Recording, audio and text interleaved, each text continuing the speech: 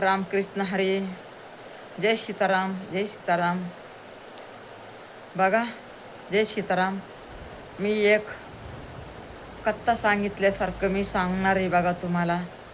तुम्ही मंदिरमध्ये जाताय, देवाचं कथा ऐकताय, मारुतीच्या पारावर जाताय, देवाची कथा ऐकताय, तशी माझी पण तुम्ही ऐका. माझी हीच विनंती आहे तुम्हाला माता बहिणींनो. तुम्ही पूर्ण बघ जा, तेव्हा तुम्हाला कळन मी काय सांगायली ते. बघा, दोघं दोस्त असतात. एकाचं नाव रामू, एकाचं नाव श्यामू असतं. एक असतो श्रीमंत, एक असतो गरीब. दोघाला पण शेती असते. श्रीमंत असतो त्याला भरपूर असती, गरीब असतो त्याला थोडी असती. त्याला एक बहीण असती. गरीब शेतकरीला एक बहीण असती. बहीण असती तर लहान असताना त्यांचे आई वडील देवाघरी जातात. देवाघरी जातात तर मग हे लहानाची मोठी बहिणीला करून घर संसार ती बहीण आणि ते भाऊ दोघंजण करतात शेतामधलं काम करून. तर असा शेतामध्ये मेहनत करतो, असा शेतामध्ये मेहनत करतो, एवढी मेहनत करतो, एवढी मेहनत करतो, एवढा घाम गाळतो, एवढा घाम गाळतो. बहीण पण त्याच्या मदतीला उभा राहते. असं करून करून ती पोरगी लग्नाच्या लायक होती. त्याला वाटते, रामूला वाटते की माझी बहीण मोठ्या घराण्यात जावा. हेच ते देवाला हात जोडतंय. मायबाप नाहीत आमचे, माझ्या बहिणीला माझ्याशिवाय कुणीच नाही आहे. आई बी मीच आहे, बाप बी मीच आहे. त्याला लय अपेक्षा वाटते की मी रात दिवस मेहनत करून माझ्या बहिणीला मोठ्या घराण्यात देईन. त्याला लई अपेक्षा वाटते. पण आता बघा, एकला माणूस काय करणार तुम्ही सांगा. तरी पण ते हारत नाही आहे, जिथून दाखवत आहे. असं करून करून एक रिश्ता येतो, श्रीमंत घराण्यातला रिश्ता येतो. एवढा खुश होतो, एवढा खुश होतो. एवढ्या श्रीमंत घराण्यात माझी बहीण चालली, एवढा खुश होतो, एवढा खुश होतो. खुशीनं ते पटापट घरी येतो शेतातला. म्हणजे घरी येत असते ते मुलगी बघायला. तर ती मुलगी लई अशी अशी संस्कारी मुलगी. म्हणजे गुण तिच्यात, देखणी तिच्यामध्ये देखणं पण गुण, देवासारखं गुण त्या मुलीच्या अंगामध्ये. घरचं काम एवढं भारी करायची, भावाला एवढी मदत करायची शेतामध्ये. असं करून करून ती म्हणली, दादा तू किती मेहनत करतो. म्हणला, ताई तुझ्या लग्नासाठी मला पैसे जमा करायचेत. मग असं करून करून टी व्ही चालू आहे बघा, पोरगं बघायले.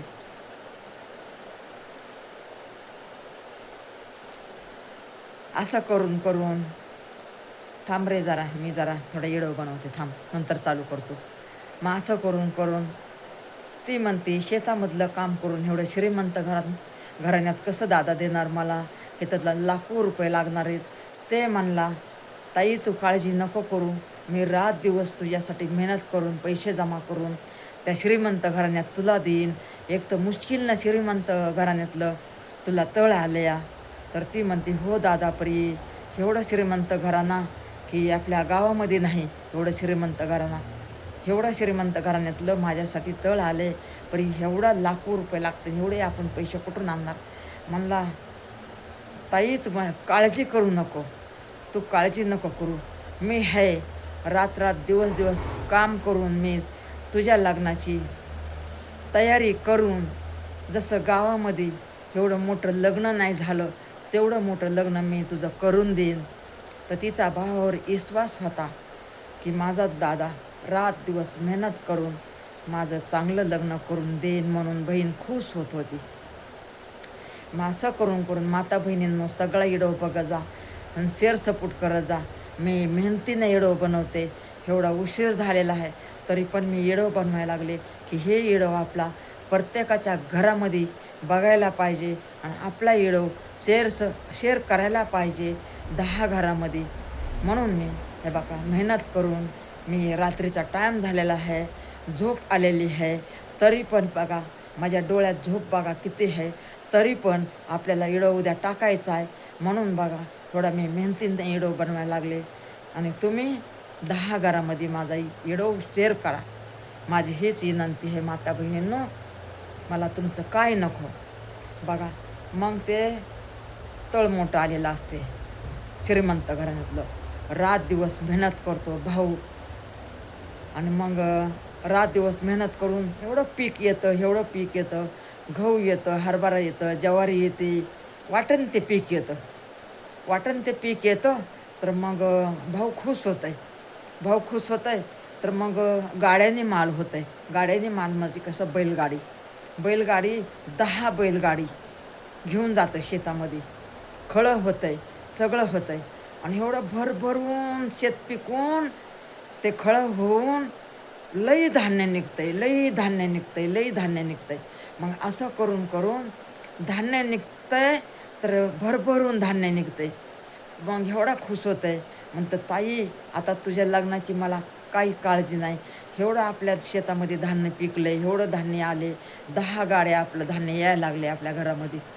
तर मग असं करून ते धान्य मग विकतो. ते धान्य आपलं खायापुरतं ठेवतो. लग्नापुरतं आता वरात येईन त्यांना खायला प्यायला लागते तेवढं ठेवतो.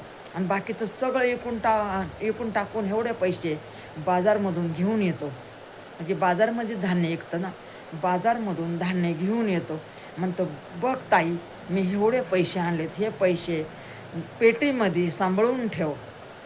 तर मग ती म्हणते हो दादा आता 2 महिने आहे लग्नाला, आता सगळी तयारी करायला लागणार आहे. भाऊ बहिणीला म्हणतो. आणि बहीण एवढी भावाची लाडकी का तर त्यांनीच लहानाचं मोठं केलेलं असतं. मग आता 2 महिने लग्न आलेले. तर मग त्या आदल्या दिवशी पैसे बाजारमधले पेटीमध्ये पैसे ठेवलेले. मग एक बाजूवाली आजी येते या आणि ती येऊन दरवाजात रडायला लागली. ते म्हणतं काय झालं मावशी. तर ती म्हणते काय सांगू बाळा, माझ्यावर लय मोठं संकट आले. माझ्या पोरीचं लग्न आता 8 दिवसावर आले. मला खरेदी करायची होती. मी तर एवढा पैसा जमा करून ठेवला होता माझ्या लेकीच्या लग्नाला. ते सगळा पैसा चोरीला गेला. आता 8 दिवसात लग्न आले, मी काय करू बाळा. तर ते म्हणला गावामध्ये काही मदत मागितली का. ती म्हणली मी घरोघर मदत मागितली मला मदत काहीच झाली नाही. तर आता मी काय करू बाळा, तुझ्याशिवाय आता मला कुणाचा सहारा नाही. तू देव माणूस आहे, तू दयाळू आहेस. आता हे पैसे तर आणलेले होते. आता ती म्हातारी तर लय रडायला लागली, माझ्या पोरीचं लग्न आहे काय करू. त्याला वाटलं परमेश्वरा तू मला कसा पण देशील, पण ह्या मावशीला ह्या आजीला कोणी दिलं नाही. आत्तापर्यंत मदत मागितली कोणी नाही दिलं. देवा परमेश्वरा मी तुझं नाव घेऊन मी ह्या मावशीला पैसे द्यायला लागलो, ह्या आजीला. आता ही माझ्या बहिणीची रक्षा तू कर. तर मग पैसे दिले त्या आजीला. ती म्हणली देवाचं रूप आहेस रे बाळा तू. तिने लई मोठा आशीर्वाद दिला. त्या आजी मावशीनं लई मोठा आशीर्वाद दिल्याच्या नंतर म्हणला नका मावशी मला आशीर्वाद देऊ. तुम्ही एवढा मला आशीर्वाद काय पहिला पण तुम्ही आशीर्वाद देत होतात. आता मी तुम्हाला दिलं आहे तर तुम्ही काय मी एवढं दिलं म्हणून तुम्ही मला एवढा भरभरून आशीर्वाद द्यायला लागलात. तर म्हणला तुमचा आशीर्वाद मला आला म्हणला. नंतर मग ती गेली म्हातारी मावशी. आणि मग बहीण म्हणती अरे दादा माझ्या लग्नाला 2च महिने बाकी आहे. आता पैसे कुठून येणार, आपण पैसे कुठून जमा करायचे. म्हणला ताई तू काळजी नको करू, मी काही बी करन, अजून रात दिवस मेहनत करन, मी तुझ्या लग्नासाठी पैसे नक्कीच जमा करन. तर बरी म्हणली बाबा आता माझा तुझ्यावर विश्वास आहे. आता एवढं मोठं घर माझं श्रीमंत घर जर गेलं तर मला दुसरं घर असं भेटणार नाही दादा. तर ते म्हणला हो म्हणला ताई नाही भेटणार, माहिती आहे दुसरं घर, आपलं हेच घर आपल्या मुश्किलनं आलं होतं तळ. म्हणला नक्कीच म्हणला परमेश्वर आपल्या बरोबर आहे. मी देवावर विश्वास करतो म्हणल्याच्या नंतर हे ताईंला म्हणजे ताईला त्याच्या बहिणीला भावावर विश्वास होता. तर मग अजून शेतामध्ये गेला, अजून रात दिवस मेहनत करायला. त्या टायमाला काय झालं, पाऊसच पडला नाही. पाऊस पडला नाही, पाण्यासाठी लोक इकडून तिकडून वाऱ्या करायला लागले. नदी नाल्या आटून गेले, तळे आटून गेले. पाऊस पडला नाही म्हणल्याच्या नंतर आटणार की पाणी किती दिवस पुरत असते, पाणी किती दिवस पुरत आहे. तर मग नदी नाल्या आटल्या, तळे आटले. मग म्हणली दादा सगळं तर आता सगळं अनाथ झाले, आता काय करणार. तर म्हणला नको काळजी करू, परमेश्वर आहे आपल्याबरोबर. म्हणला मी शहरला जातो आणि काहीतरी 2-3 महिन्यामध्ये असा बिझनेस चांगला करतो. फक्त म्हणला आपल्या घरात 10-20 हजार रुपये असले तर दे. तर म्हणले आहेत दादा, 10-20 हजार आहेत. मग 20 हजार काढले. त्या ताईनं भावाच्या हातात दिलं. शहरला चालला तर असं रस्त्यामध्ये असं गाडी बैल खायचं प्यायचं आता 2-3 महिन्यासाठी त्याला पाहिजे ना, म्हणून ते सगळं बहिणीनं त्याला दिलं. बहिणीनं दिल्याच्या नंतर मग चालला आपला. मग एक एक रा रा म्हणजे रानवण लागलं. तिथं लागलं भैरं. त्या रानाच्या लांब साईडला आता जंगलमध्ये कसं असते, भैरे असते. तर पहिलेचे भैरे होते, जमीनमधून रस्ते होते. तर मग तिथं लागलं भैरं लागल्याच्या नंतर असं भैरं लागलं की किती पण चालायला लागलं ना, ते भैरं काय संपना.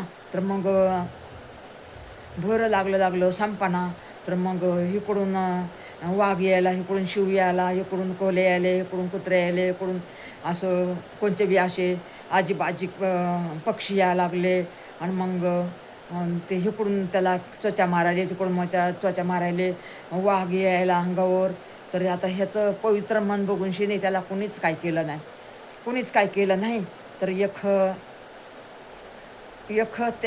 त्यांचा शेर सोडून एक जंगलमध्ये एक हे होतं. त्या जंगल सोडून लांब हे होतं, काय होतं, म्हणजे एक राजाचं दरबार होतं. तर त्या राजाची मुलगी लई लाडकी होती राजाची मुलगी. तर काय झालं बघा, राजाची मुलगी लाडकी होती लहानपणापासून. तिला पैसे दिसायचे, सोनं दिसायचं, दागिने दिसायचे, हिरे मोती दिसायचं. तर मग असं करून मग ती पोरगी लालची झाली. तर बाप थोडासा वयस्कर झाला. मग ही लग्नाला आल्याच्या नंतर ती म्हणली मी लग्न कधीच नाही करणार. भले म्हणले मी राजाची मुलगी आहे. बापाला म्हणले भले तुम्ही राजे आहेत, पण म्हणले मी लग्न करणार नाही. का तर मी एकुलती एक तुम्हाला आहे. एवढं वैभव कोण सांभाळन. तुम्हाला मुलगा नाही आहे, हे सगळं वैभव मला सांभाळावं लागेल. आणि तुमची गादी, आता तुम्ही थकलात, तुमची गादी मला घ्यावं लागेल, तुमच्या गादीवर मला बसवावं लागेल. तर मग ते जीवात जीव आहे तोवर बापाने, त्या राजाने त्या मुलीला गादीवर बसवलं. तर एवढं सोनं, एवढं हिरे, एवढे मोती. आता खजिना म्हणल्यावर काय एक नसते, त्या खजिन्यात सगळंच असते. तर मग त्या पोरीला लई लालूच लागली त्या मुलीला, ते म्हणजे राजाच्या मुलीला. आणि मग बाप मरण्याच्या पहिलं तिला गादीवर बसवलं. आणि त्या पोरीची नजर लई हे झाली. त्या पोरीची नजर फिरली सोन्या नाण्याला, हिऱ्या मोत्याला बघून त्या राजाच्या मुलीची नजर फिरली. तर मग आता बघा, आता एवढं सोनं नाणं आहे. आता दुष्काळ पडला समजा, आता नदी आटल्या, नाले आटले, तळे आटले. तर नंतर मग ती पोरगी राजावर म्हणल्याच्या नंतर तिथं सभा बसायची. तर तिथं सगळे आपले प्रॉब्लेम सांगायचे. आम्हाला आज खायला नाही, आम्हाला आज पाणी नाही, आम्हाला आज हे नाही, आम्हाला ते नाही. तर मग ती पोरगी म्हणजे तुम्हाला काय नाही तर मी काय करणार, माझं धन मी तुम्हाला नाही वाटणार. तर मग असं करून तिने काय केलं, आता हे गाववाल्याला सगळं धन द्यावं लागणं म्हणून ती पोरगीनं काय केलं, म्हणजे तिच्या जवळ ते हे होते ना, ते काय म्हणतात त्याला, शिपाई होते ना तिच्या विश्वासातले, सगळ्या शिपायाला म्हणली गाड्या भरा आणि कुठंतरी हे आपण एका भैऱ्यामध्ये लपून ठेवू, मग आपल्याला मागायला कोणीच येणार नाही. तर मग त्या पोरीनं काय केलं होतं, ते एक भैऱ्यामध्ये गेली होती आणि तिथं लपायला गेली ना, तिथं होता राक्षस होता. राक्षसाने बघितलं, एवढं धन बघितलं आणि तिचा लालचेपणा बघितला पोरीचा लपवायलेले आलेली. तर त्या राक्षसाने तिला हे बनवलं, म्हणजे एक पक्ष बनवलं, असं मोठं पक्ष बनवलं त्याच्या जादूनं, त्या राक्षसाने. मग पक्ष बनवल्याच्या नंतर मग म्हणजे राक्षसाचाच अवतार केला तिचा जादूनं त्या राक्षसाने. म्हणजे कुठून पण माणसं आणायचे, बहऱ्यामध्ये न्यायचे आणि त्याला खायला द्यायचे राक्षसाला.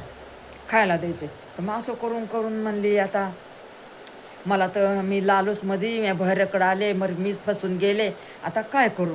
आता काय करू? म्हणजे देवा परमेश्वरा, माझी सजा मलाच भेटली. म्हणजे माझं मी पुण्य तर नाही केलं म्हणले. माझी लालूच माझ्याच नशिबाला आली. म्हणून शिने म्हणली असं कुणीच करायला नाही पाहिजे. मी लालचीमध्ये गेले आणि मीच फसले. तर मग आणि हे गाववाल्या लोकांना वाटलं हे धन घेऊन पळून गेली असं वाटलं. आणि ही अडकली त्या राक्षसाच्या जाळ्यामध्ये. आणि त्या राक्षसाने तिला राक्षसीनच बनवलं. आणि अशी उडती राक्षसीन बनवलं. असं असे तिचे असे हाताचे लांब लांब हात, हे बोटं लांब लांब, नखं लांब लांब, असं असं उडून यायची ना. तर कोणत्या बी माणसाला अशी अशी नकानीच उचलून द्यायची. आणि त्या तिला नेऊ नाही वाटायचं. ती म्हणली मी किती मोठ्या हे मी गोरगरिबाला वाटलं असतं तर मी आज कशाला फसले असते. म्हणून शिने हे बघा ती रडायची. तिला माणसं उचलून न्यायचं पण आवडायचं नाही. पण आता ह्याने राक्षसात तिला बनविलं, राक्षसाचा अवतार बनविला. आणि म्हणजे ती फसून गेली ना, तिला मार्गच नाही. तर मग लय असं माणसं न्यायचे, त्याला नेऊन द्यायचे. त्यांनी त्याला माणसाला खायचं, त्या हाडकाबरोबर खेळायचं त्या राक्षसाने. म्हणजे लई छेड केला माणसांचा. आणि मग असं करून करून आता म्हणली कोण मला बचवणार? आता तिचा सारा तुटला. धन तर गेलं पण आता मला कोण बचवणार? आता कोण ह्या जगामध्ये असणार? देवता तर मला बचवण. आणि मी कोणचं पुण्य केले तेव्हा मला बचवणार आहे? म्हणजे ती म्हणली आता माझी जिंदगी हेच आहे. तर मग हे चालला होता, हे रामू चालला होता दुसऱ्या शेरला. आणि त्याच बहिऱ्यामध्ये त्याला उचलून नेलं तिनेच. ते राक्षीण झालती का, तिनेच उचलून त्याला नेलं. आणि त्याला नेलं तर त्यांनी सगळं भर पार पाडून मग तिने तर सोडलं तिथं. पण त्या राक्षसाच्या हाती नाही लागला. का तर हे पुण्य होतं ना ह्याचं. इमानदार होता म्हणून ह्याला म्हणजे ह्याला कुणीच नाही केलं. ह्याला देव बचवत गेला. मग तिला ह्याला भऱ्यामध्ये एवढं हिरे मोती हे ते सोनं नाणं असं चमकायला लागलं. मग चमकायला लागलं तर म्हणतो बाबा इथं तो सगळं आता म्हणजे ते राक्षसाचं गेलं तिकडं. ते हाडकं बिडकं हे ते माणसं मारलं ते पार पडून दुसऱ्या बहऱ्याकडे गेला. जिकडं खजिना होता का तिकडं गेला. तिकडं गेल्याच्या नंतर म्हणतो बाबा इथं तर सगळं सोनं नाणं हिरे मोती सगळं चमकायला लागले. आपरी बाबा ह्याच्यातलं मला तर काय नकोस, मला काय नको. मग तिथं एक साधू होता म्हणला एवढं पार पाडून तो कसा काय आला माझ्याकडं? किती लोकांना आणलं त्या राक्षसीनं. म्हणजे ती माणूसच होती ना, राजाची मुलगी. आणि सगळ्या माणसांना त्या राक्षसाने खाऊन हाडकाबरोबर खेळला. आणि तू कसं काय बचून आलास? तू नक्कीच इमानदार आहे आणि तू नक्कीच तुला परमेश्वराचं ज्ञान आहे. तेव्हा तू बचून ते खजिन्यापर्यंत आलास आणि तुला मी भेटलो. म्हणला मग काय बाबा तुम्ही एवढा खजिना हे ते आणि मला तर रस्ता समजाना जायचा. मला तर माझ्या बहिणीचं लग्न आहे. मी त्याच्यासाठी शेरला चाललो होतो. परी मला हे काय मध्येच असं मला बघायला भेटलं. तेवढ्यात तुम्ही खजिना भेटला, राक्षसीने आणलं, खजिना भेटला, तुम्ही भेटला, ते काय? तर ते म्हणला थांब जरा मी सांगतो. साधू म्हणला मी सगळं सांगतो तुला, सगळं सांगतो, तू ऐक. तर मग तसं म्हणल्याच्या नंतर मग ह्याला जरा आधार झाला की बाबा हा येतं कोणीतरी माणूस. तर म्हणला एक राजाची मुलगी होती आणि ती लई घमंडी होती. तिच्याकडं लई असं हिरे मोती सोनं नाणं म्हणजे सगळंच होतं. तर तिने तिथल्या लोकांना वाटायचं होतं त्या गावामध्ये पाऊस पाणी बंद झाला होता. जसं तुझ्या गावात कसं पाऊस पाणी बंद झालं होतं तसं त्यांच्या बी गावात झालं होतं. तर त्यांना वाटावं लागन म्हणून ती भैऱ्यामध्ये चुपवाय आली. तिला राक्षस भेटला आणि राक्षसाने तिला उडती राक्षसीन बनवलं. प्रेमाला आता ह्याचा मार्ग काय? प्रेमाला ह्याचा मार्ग आहे ज्याच्या मनात लालूच नाही, देवाचं ज्ञान आहे, परमेश्वराचं ज्ञान आहे, तेच तिला वाचवण. त्या म्हणजे राक्षसीन बनवलंय ना त्याला. आणि तू वाचवणार. ते म्हणला मी तर साधारण माणूस आहे, मी कसं काय वाचणार? म्हणला परी तू इमानदार आहे, देवाचं ज्ञान आहे तुला, परमेश्वराचं ज्ञान आहे तुला, ज्ञान आहे, तू वाचवणार. तर मग म्हणला कसं वाचवणार? म्हणला तर म्हणला मी एक तुला तलवार देतो म्हणला. ते पण तुला देवाचं स्मरण करून ते देणार. तर मग ते देवाला त्याने हात जोडले, सिमरन केलं आणि ती तलवार ह्याच्या हातामध्ये, सोन्याची हिऱ्या मोत्याची तलवार ह्याच्या हातामध्ये दिली आणि जा म्हणला आता त्या राक्षसीला बचव आणि त्या राक्षसाचा नाश कर. तर मग ती तलवार घेऊन गेला. तर म्हणला कुठेच बाबा राक्षस, तू खाली ये, तू किती माणसं मारून खाल्ले आणि ह्या राजाच्या मुलीला तू राक्षसीन पक्षामध्ये राक्षसीन बनवलंस, पक्षाच्या रूपामध्ये राक्षसीन बनवलंस, म्हणजे हे तू लई पाप केलंस. म्हणला आता तुझा पापाचा घडा भरलाय, आलो मी आता म्हणला तुझा नाश करायला. तर मग हे बघा त्या राक्षसाला त्याने मारलं आणि मग हिला त्याच्या जादूनं, त्या तलवारच्या जादूनं तिला हे बनवलं, हे काय म्हणतात, ती जशी पहिली होती का राजाची मुलगी तशी बनवलं. आणि तिने हात जोडले, म्हणली मी हारले, म्हणली मी एवढ्या सोन्या नाण्याच्या हिऱ्या मोत्याच्या पैशाच्या लालूचमध्ये मी सगळं केलं, माणसांना दुखवून एवढी मोठी मला सजा भेटली. रामकृष्ण हरी, एवढी मला सजा भेटली. तर मग म्हणला आता सगळं झालं गेलं, विसरून जा राणी साहेबा, विसरून जा. आता म्हणला तुमचं काय आहे, सोनं नाणं, तुमचे हिरे मोती, तुमचं धन दौलत काय आहे ती तुम्ही घ्या आणि घरी जा, मी जातो शेरला. ती म्हणली तू आता कुठं जाऊ नको, आता हे सगळं हे आपण माझ्या शेरमध्ये जाऊ, माझ्या राज्यामध्ये जाऊ. ते म्हणला नाही, माझ्या बहिणीचं लग्न करायचं आहे, मला 2 महिने मेहनत करायची, मला रातदिवस मेहनत करून. म्हणली तुला जेवढं पाहिजे तेवढं घे, पण म्हणली हिथून चल, तू काय शेरला जाऊ नकोस, तुझे उपकार माझ्यावर लई येत. म्हणली 7 जन्म तुझे पाय धुवून पेले तरी तुझे उपकार कधी नाही सरणार, का तर तू मला वापस माणूस बनवलंस.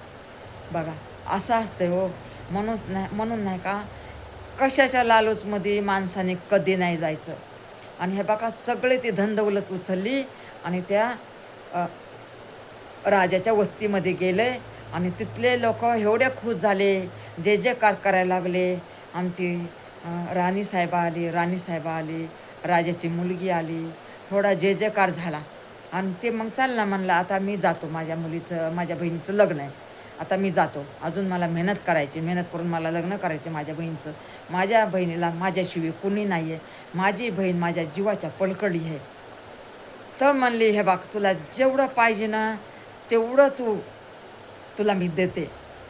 आणि तिच्या मनामध्ये लय आलोक विचार चालले. मग त्याच्याबद्दल तिला वाटायला लागलं हे जर माझ्याशी लग्न केलं तर माझ्या जीवनाचं स्वार्थिक होईल. तिच्या मनामध्ये खेळायलं, पण ती काहीच नाही म्हणली त्या टायमाला. म्हणली हो द्या, ह्याच्या बहिणीचं लग्न हो द्या, नंतर आपण ही बात बोलू.